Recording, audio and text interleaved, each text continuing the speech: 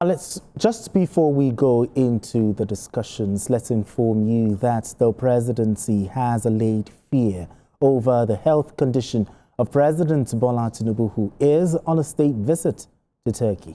Speaking on the incident in Ankara, whereby the president stumbled twice during a welcome reception, the presidency said the incident was caused by the not well-laid blue carpet. President Tinubu has since resumed official assignment and he is currently in a bilateral meeting with Turkish authorities, after which they will address a press conference. All right, BKO, it's so good to have you join us via Zoom. I mean, talk to me. What was your reaction when the president, had that episode? Talk to me. Yeah, it's 7:03 here in Nairobi, Kenya. Okay. Where I'm attending a training for media leaders. I am very relieved that the president is back at work. I've seen him chattering with, having a chatter with the president of Turkey. So it is not an emergency situation. There's no need to press the alarm button. Exactly. Anybody can trip over a cable, maybe a camera cable, or even carpets that are not properly laid. So this was what happened, and the president got up just as he did when it happened in Abuja. He got up quickly and continued his work. So there's no need to get apprehensive. The president is hale and hearty, as his minders have told us, and there is no greater evidence of that than to see him just a while after he stumbled, seated beside the president of Turkey and talking about issues that are tremendous benefit to both countries. Okay. I saw Ambassador Bianca Ojukwu, who is the Minister of State for Foreign Affairs, also attending that meeting with the president. So it's heartwarming that we've seen the president immediately back at work. There was no need to fret. There was no need to make a mountain out of a molehill. Absolutely. This was simply anything that could happen. Even a little boy can stumble in such a situation. So it is what it is. I'm happy that the president is back at work. That is what is important to Nigerians. That is what is important. That their president is hale and hearty and getting about his work. Absolutely. All right, let's move straight to our main conversation for the day. Now, effective and sustained economic reforms will definitely boost investments and lead to growth. The ongoing reforms by the administration of President Bola Tinubu in the energy sector are driving investments after years of divestment by international oil companies, IOCs. One instance of this is of oil giant Shell PLC to invest an additional $20 billion alongside its partners, primarily because of the robust and bold leadership of the president. The chief executive of Shell PLC, Wael Sawan, praised President Tinubu's leadership for creating a healthy climate for investments to thrive and restoring investor confidence. At a meeting with the president at the presidential villa in Abuja, Sawan said Shell is deepening and expanding its investment in Nigeria, emphasizing that the country under the Tinubu administration is one of the countries attracting significant investment from global oil companies. Now let's share the story with you. Started his oil exploration in Nigeria in 1936, but years down the line, the British oil company struggled with hundreds of onshore oil spills as a result of theft, sabotage, and operational issues leading to costly repairs and high-profile lawsuits. In 2021, Shell had sought to sell its Nigerian oil and gas business, but decided to remain active in Nigeria's offshore sector. 5 years after it made that decision, things have changed, and the British oil major is making bold decision. This is after its leadership met with President Bola Tinubu. The Chief Executive Officer of Shell PLC, Mr. Will Shawan, praised President Bola Tinubu's leadership for creating a healthy climate for investment to thrive and restoring investor confidence. At the meeting held at the Presidential Villa in Abuja, Mr. Shawan said Shell is deepening and expanding its investment in Nigeria, and the company is ready alongside its partners to invest an additional $20 billion because of the robust and bold leadership the Nigerian president has demonstrated. Highlighting Shell's recent investments such as $5 billion in Bonga North, $2 billion in HI, and the gas project to NLLG, Mr. Shawan stated that the corporation is committed to long-term investment in the country, underscoring the stable economic environment. We have really been in a space where we are very keen to invest in Nigeria, but I would say this has not always been the case.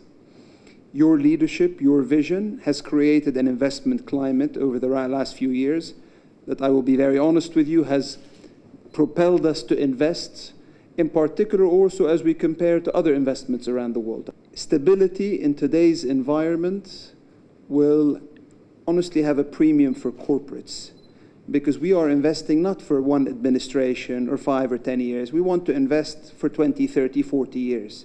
And in the case of Nigeria, for many, many decades. And therefore, as we look today at opportunities to be able to allocate our capital to multiple different countries, I can tell you, and I'm proud to say, Nigeria stands as one of the ones that is attracting more capital than most. Thank you very much. President Bola Tinubu, meanwhile, has approved the gazetting of targeted investment-linked incentives to support the proposed Bonga South-West deep offshore oil project by Shell and its partners. The president also directed the special advisor to the president on energy, Mrs. Oluvehoin, to facilitate the gazette of the incentive in line with Nigeria's existing legal and physical frameworks. Today, I can proudly say that confidence is returning to our investment environment. Hearing from you now, I could guarantee you that when I assumed the responsibility of this office, the pledge I made to people of the country and my background is to ensure transparency. And that's what I'm doing. I like what Shell has done and your partnership with Pursue and all of that. There's no better time to do it than now. And I want to assure you that what we promise is what we will deliver. President Tinubu hopes that Bonga South-West reaches a final investment decision within his first term in office. All right then, gentlemen, BKO and Majid, Shell's decision to commit $20 billion investments in Nigeria, has been attributed in part to President Bola Tinubu's leadership. From your perspective, BKO, what are your thoughts here?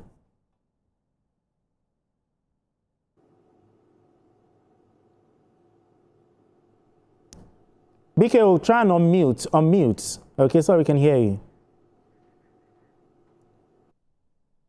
BKO, are you with us? BKO, please go ahead. Okay, while we're waiting for BKO to sort out his technical glitch. Majid, Jami, are you with us, Majid? Benga, how are you doing? Yes, very well. Did you get my question? Yes, I get your question. All right, let me have your perspective. Yes. Okay. You see, the president has made some reforms in the oil and gas sector. And the $20 billion investment by Shell is a testimony to the positive reforms under President Bola Ahmed Tinubu. And I think Nigerians are lucky to have a president who have a deep understanding of the oil and gas sector. Don't forget that he started as an accountant and an auditor in Mobile, Nigeria. So he understands the oil and gas sector inside out, and now is one of the best politicians out of Africa, not only Nigeria. So he's been able to match his experience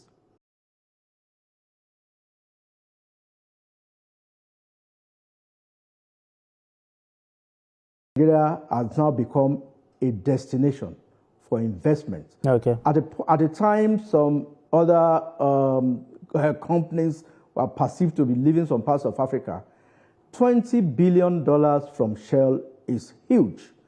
And I mean, that's equivalent to what Dangote Refinery is invested in the refinery sector. So this is a huge one, and I believe that the special advisor on energy will be able to tell us how they were able to convince Shell to make this happen. Okay, then. Yeah. All right, let me have BKO's perspective here. BKO, are you with us now? Now, the Shell CEO talked about a very good investment climate. What has the president done?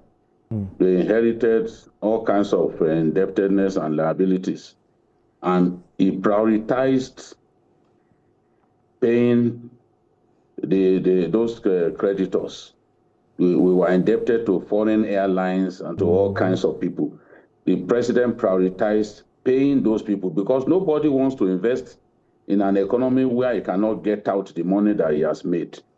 It will make no sense to invest somewhere and then you can't repatriate your funds. So the airlines and other investors were not happy with Nigeria. So government prioritized paying these people.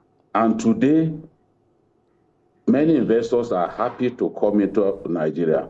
Foreign direct investment will pick up tremendously in the coming months and years because of some of the things that the government has done. The stability in the foreign exchange market is one big factor because they can now plan. Investors can plan.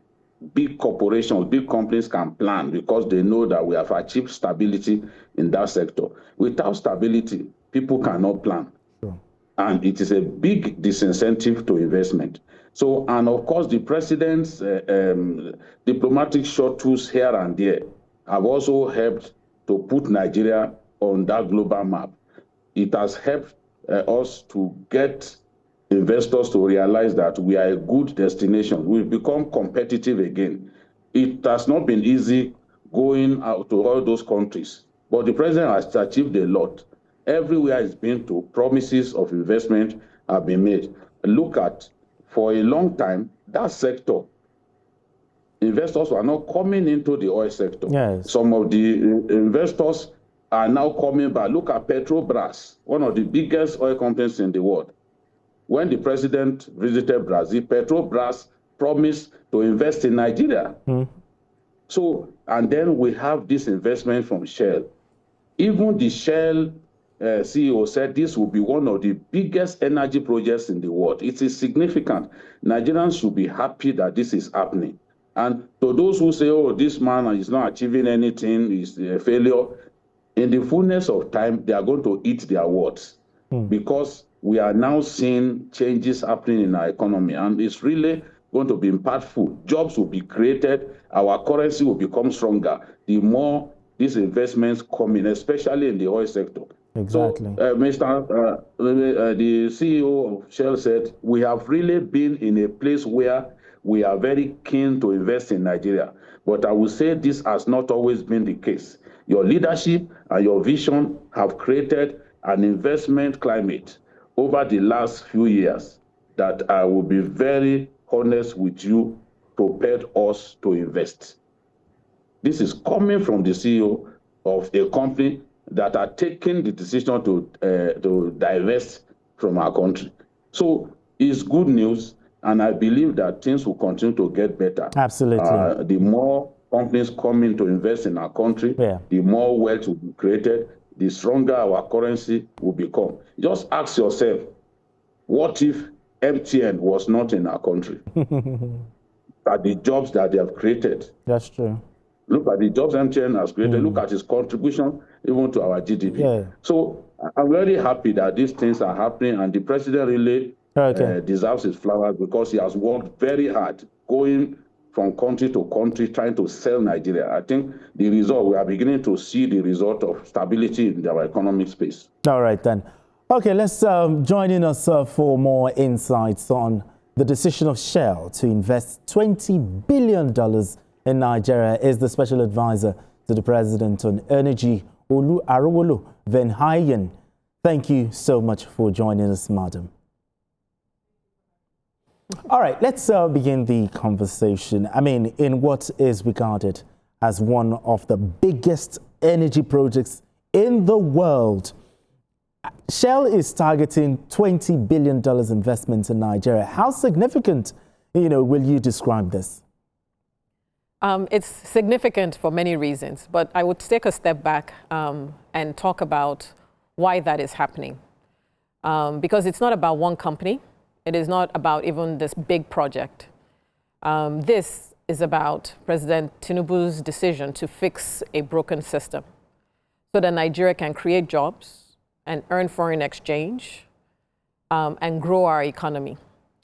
So when you now drill that down, and that's a series of decisions that have happened, a series of reforms, from the exchange rate reforms to the downstream reforms to remove the petroleum subsidy, and then to the upstream reforms that delivered presidential directives that have now been codified in law, that made sure that this was an environment in which people like Wael Sawan would review and change their minds in a space of 12 months.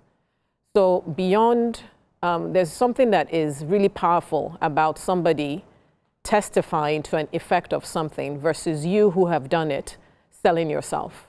And so that's what's really powerful about Wael's visit and his testifying to the effect of those reforms under the president's vision and his leadership. It's a game changer for Nigeria. It is about Nigeria setting the terms and setting direction about where we should compete and how we should attract capital for the benefit of Nigerians. Okay, the chief executive of the Shell, Wael Sawan, he praised President Bola Tinubu's leadership for creating a healthy climate for investment. Tell us more about these reforms by the president. So let me give you the example. Bonga Field is one of the biggest fields, deep water fields in the world. We have an abundance of resources in Nigeria, but those resources have not really delivered value for our people. We've had the main Bonga project. It's one of the biggest oil projects in the deep water space. If we look at our current deep water pipeline of opportunities, as what Wael said, it is significant. The Shell Bonga one is about 20 when you look at the operating and the CapEx costs. But there are more projects like that within our deep water space. We are blessed, we are endowed. The main difference under President Bola Ahmed Tinubu's leadership has been to say, how do we close the gap between these resources and where we are and our potential as a nation? How do we turn these resources into real value for our people where investments will start to flow? And so what we looked at, and he, in his typical approach and the leadership style that he has, it was very data-driven. What we looked at was what had happened over the last 10 years. Where did capital go? Why did capital start coming here? Because there were different narratives and different reasons that people gave as to why we weren't attracting capital. But when it came down to it, it was just that we were not a competitive environment anymore. Many other places had discovered oil, and they were offering attractive terms. That is the difference between what government keeps and what the investors earn. Other governments knew that they needed to compete, and we had missed that boat. So we needed to redo that. And we needed to do it quickly, because what investors don't like is uncertainty. They like decisive, clear decision and quick decisions.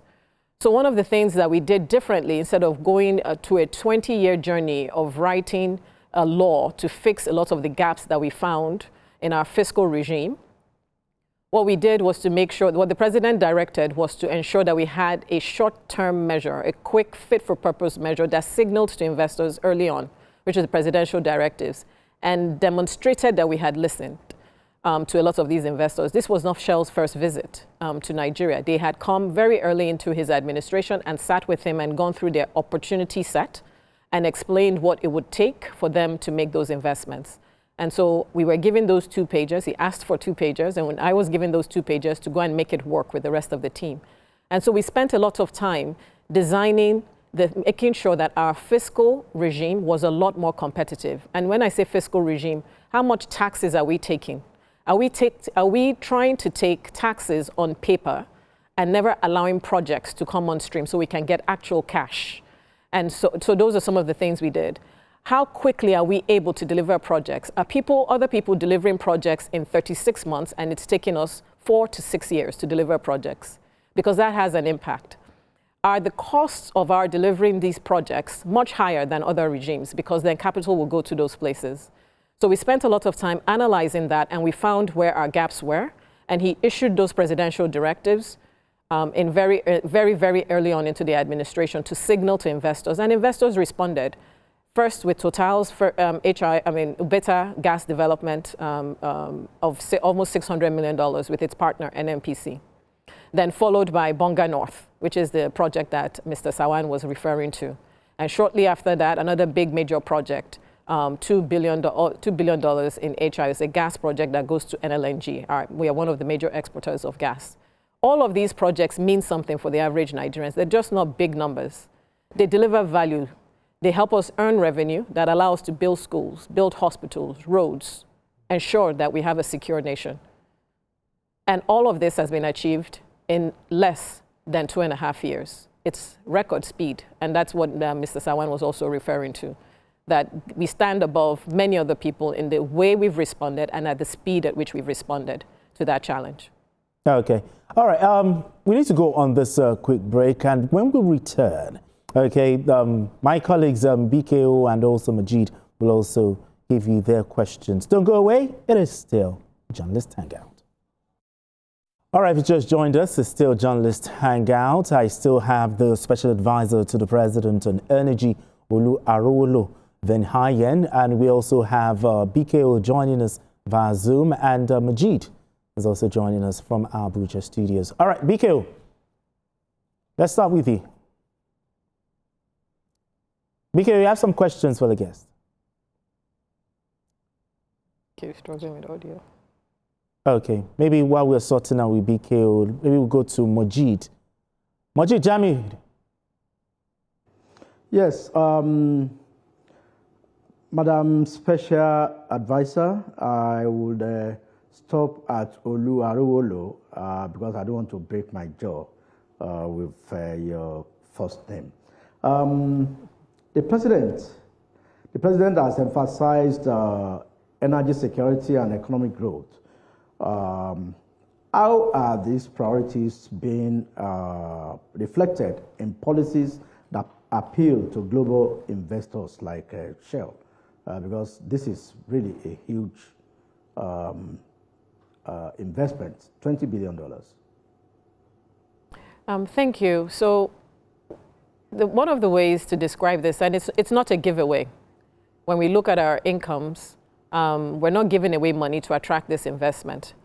The supports that we're given, we first looked at some of the structural things that we have. We looked at the value that we want to keep for ourselves and the value that other competing regions are keeping for themselves. If we find that we're trying to keep more, or the balance is tilted towards the government side instead of the investor side compared to all the other countries that we are trying to attract capital from, then we've adjusted that with some of these presidential directives and some of these tax reforms that have gone through the National Assembly. areas where we have bottlenecks, where we don't make decisions quickly, where project delivery stalls because of some of the ways that we used to do things, we've updated our views and we're moving as quickly as possible. When it comes to these fiscal incentives, we make sure that they don't touch the current revenue. We make sure that it's linked to investment and linked to incremental growth of production. So it is only new money that people are able to take the benefit of these incentives from, not from the existing base. What we've also made sure is that when we do these things, we make them transparent. That is why His Excellency emphasized that in the clip that you saw earlier, that when we issued presidential directives, they're no longer sweetheart deals that nobody really understands and they're between two parties. They're transparent, not just for the existing investors, but to signal to additional investors to come into our market. Because when we de-risk these things, when we make them much more transparent and much more predictable over a long period of time, we attract the scale of capital that you heard discussed. It's been $7 billion over the last 12 months from Shell and its partners, and potentially another $20 billion or more if we're able to realize those opportunities and compete favorably for that capital with the incentives that we gazette. Okay. Yeah, Shell's recent investments in the country include the $5 billion in that rich Bonga nuts, another $2 billion in HI and the gas projects to the NLNG. How has this underscored the stable economic environment in the country? For us, the oil and gas sector remains, we've been working towards diversifying this economy. But in the short term, this sector is a critical earner of foreign exchange for us. So the more we are able to attract capital, that means that during the execution phase of these projects, there is economic activity in the sector that generates tax revenue. That means jobs are being created. People are welding, people are building things that are required for these projects. Pipelines are being coated. All of these things require Nigerian hands who earn Nigerian income and fund Nigerian lives. So this is an important piece of it. The second part of it is that we make sure that when they deliver these, so we earn revenue and we generate taxes, we are creating jobs. And not only the direct jobs, not only the people who work on these projects, but people who work supporting those projects, supplying water to those projects. You'll be surprised at how much people are able to earn from that. Supplying food, catering services. You'll be surprised at how many people could be employed in those segments. So the jobs that we create from these investments is important. But I think also there's a national pride. There's a national pride that comes with knowing that when we look at Nigeria has the second largest deep offshore pipeline project, about 47 billion when you look at the opportunities in our pipeline. When we see that, we know that we're not just a promise. We know that people like serious investors can come into this market and look at us and call us one of the best places in the world to deploy capital. There's pride that comes from that as Nigerians and for our children. So not only does this sector earn revenue, help us stabilize the economy, create jobs, it allows us to earn the fiscal income as well to drive other social sectors of our economy, whether that's in building schools and hospitals, but more importantly, signals that we're a serious country and something to be proud of as Nigerians. All right, let's go over to BKO. BKO, you have the floor. I want to ask, how important was policy clarity and consistency from the presidency in influencing Shell's long-term investment decision that many of us didn't see coming? Very important. I used to work on the other side. And the worst thing for billions of dollars into a country that needs to stay there for multiple decades to come and earn a return for investors globally is lack of clarity, a lack of certainty, and lack of an ability to plan. And so that was one of the first things that the president sat us down and made sure that we were clear on. No confusion. Be very clear, be quick in your decision making, and be very, very transparent about what you're doing so that it's easy for investors to evaluate on their own what we are saying and match it to what we're doing. No, we hear that there are some pump heads in the oil-rich Niger Delta that have been capped for years, and some trace this to insufficient investment. With more investors coming into into that sector now, what do we expect to see in respect of these idle pump heads that have been capped for years? And how confident are you that we will be able to reach at least 2 million barrels per day production target that the president has set? Thank you. So the capped oil wells are a combination of issues. One was insecurity, and they're interlinked in some ways. It's insecurity, and that insecurity then makes it very difficult for people to deploy capital into those environments, because if you don't deploy capital, then the way that oil is produced, there's a natural decline. So you need to constantly reinvest. And if it's not a secure, stable environment, you will not make that investment. And that's why we had a lot of the investors who had been there for multiple decades struggling to make those investments. It was just no longer as attractive as their opportunities elsewhere.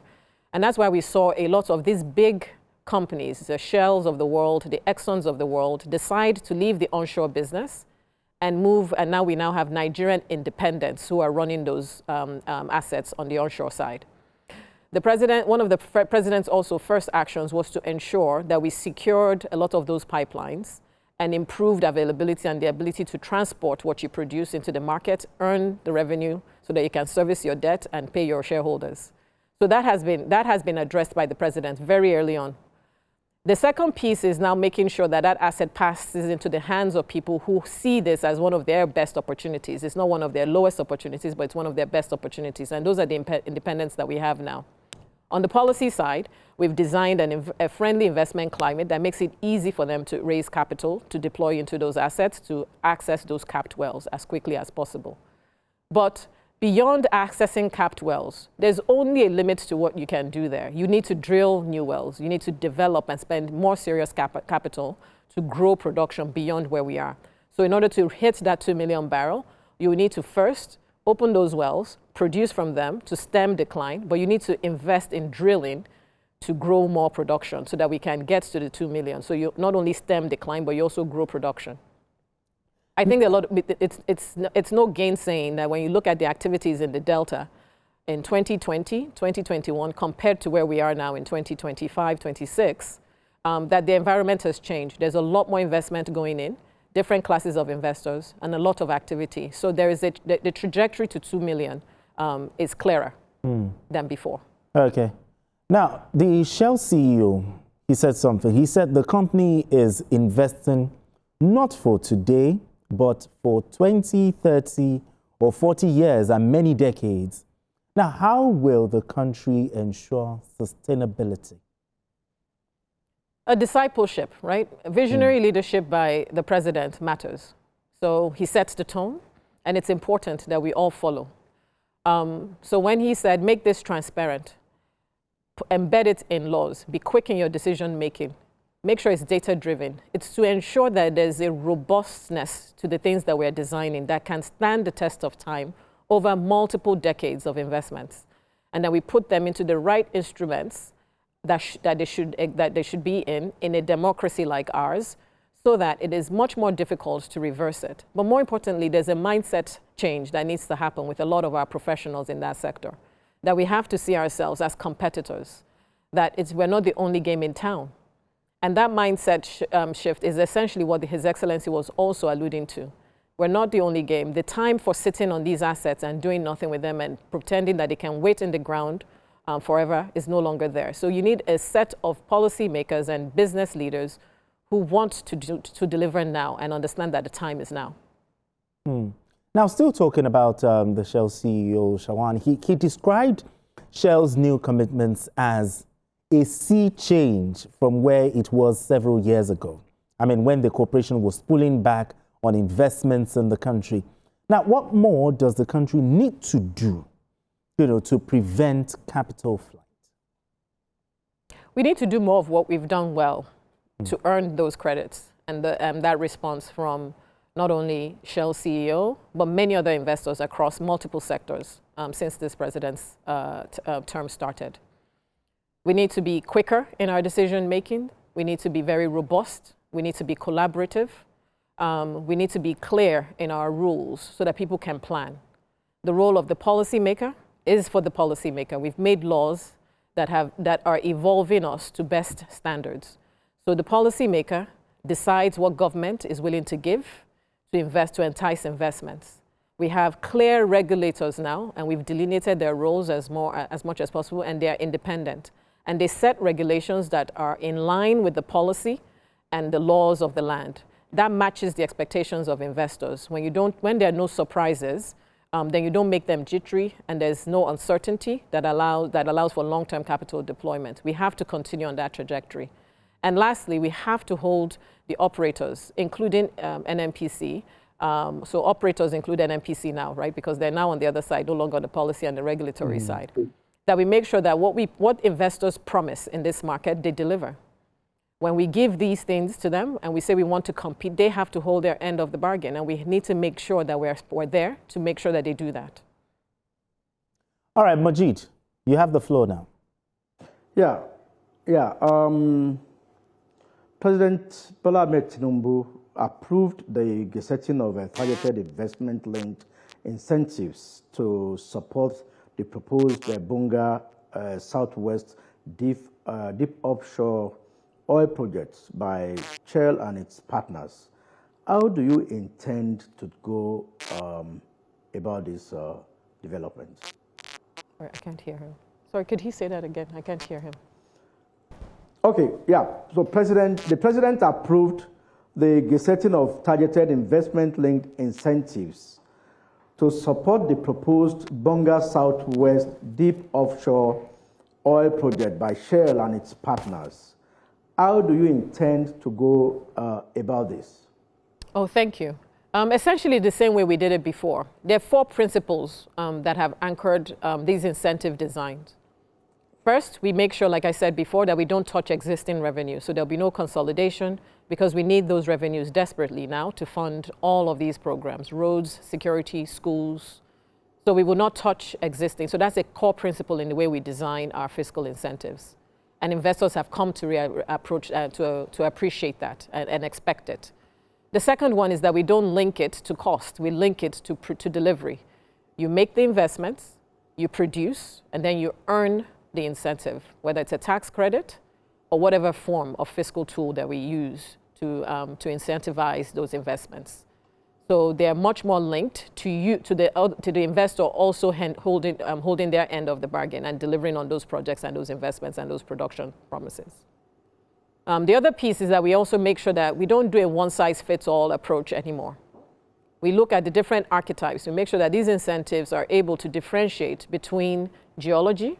So let's take deep water, for example. The first set of incentives looked, because we are a data-driven policy-making team, we looked across our deep water basin and we found 2 archetypes. One was a small accumulation and some are bigger accumulations like the Bonga field that we're talking about. We designed incentives to make sure that investors in those small accumulations also saw attractiveness, just the same way that a Bonga big field investor would see. The next set of incentives that we're looking at now will have its own archetypes. There are certain criteria they'll need to meet because there's a specific problem it's trying to solve in terms of closing the competitive gap. All of those things are very clearly co-created with our operators or our investors, and then we gazette them openly, not just for the existing people, but for people who we want to attract into the market. So we make sure they're public and they're transparent. All right, BQ.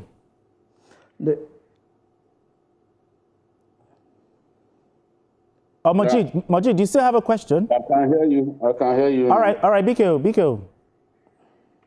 Yes, I want to ask about the approval that the president gave for oil drilling in the Olokola area of Ogun State.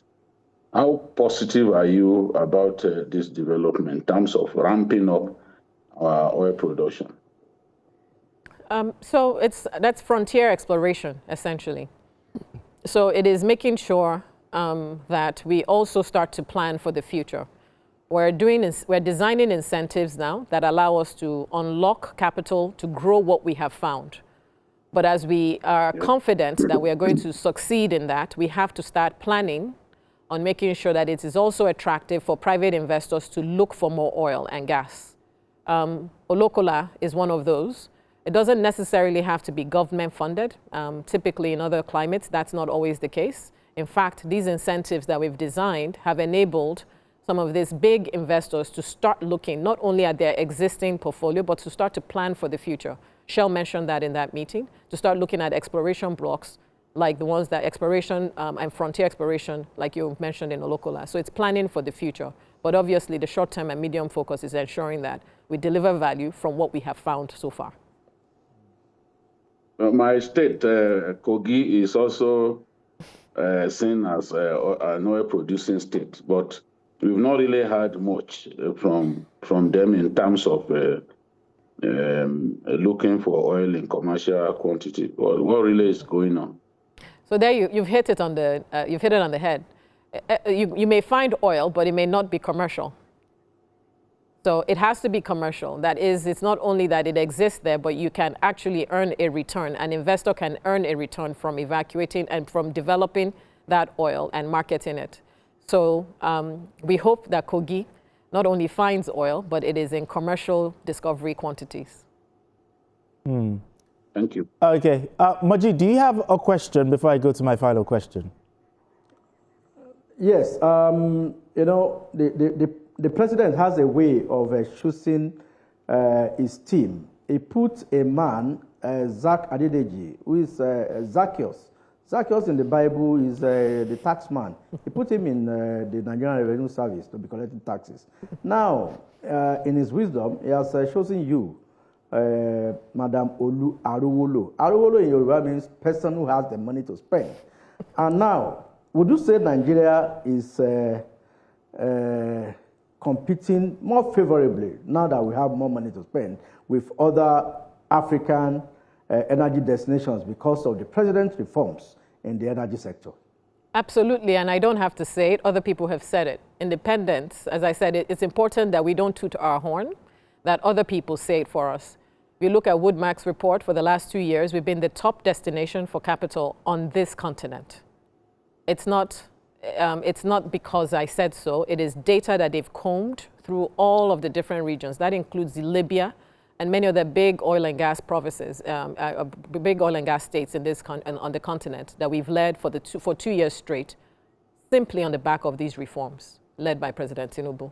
So yes, kudos to him for picking the teams and for his talent, not only in picking teams, but also setting direction for that team and holding us to account.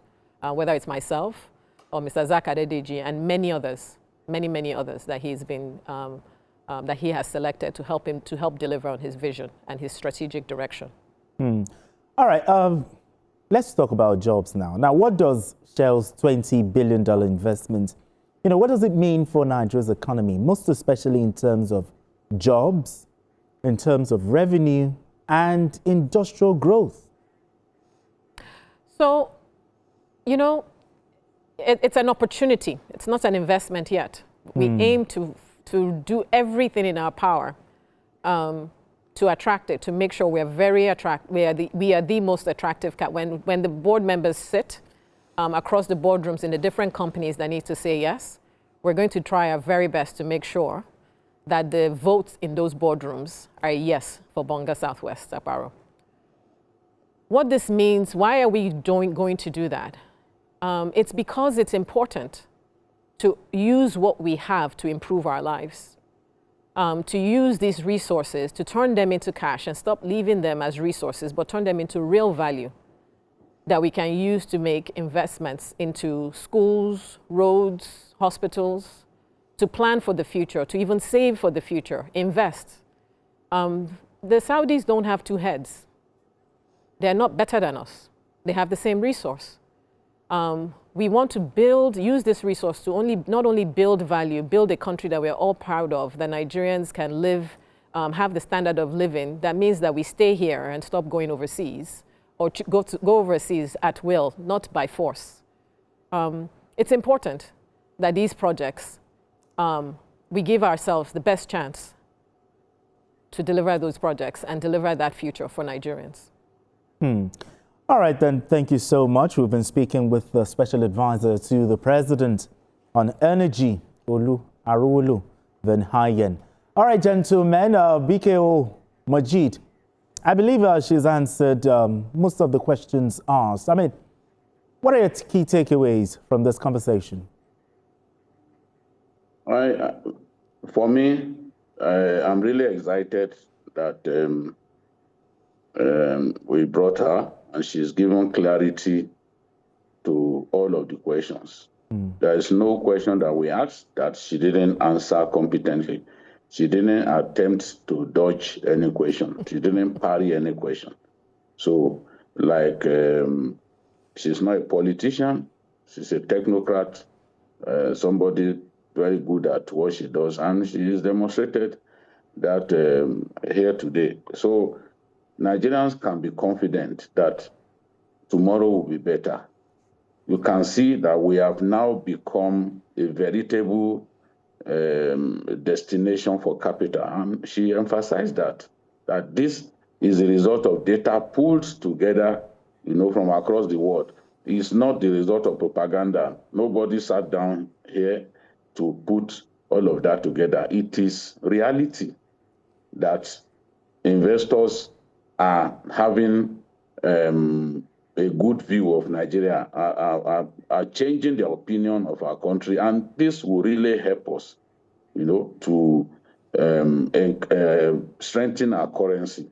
Many people have fears that in the year, towards the end of this year and part of 2027, that our currency will suffer because politicians will harvest foreign exchange and all that they can give to people during their primaries.